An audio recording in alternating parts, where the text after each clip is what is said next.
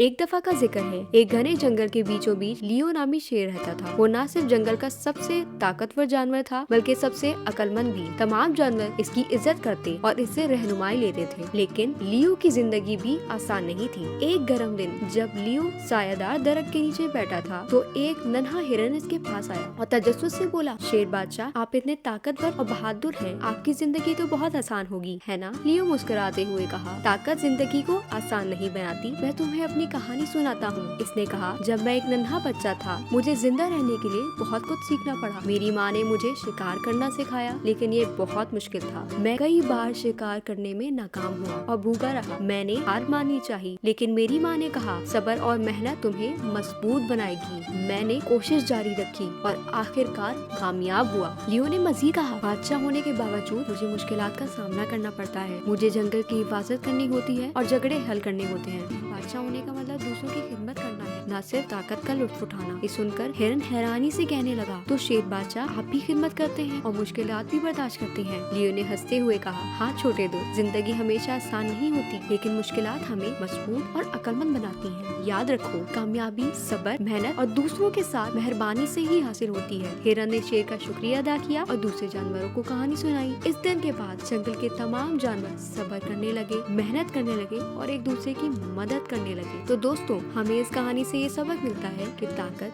सब्र, मेहनत और अजमत दूसरों के साथ मेहरबानी करने से ही हासिल होती है।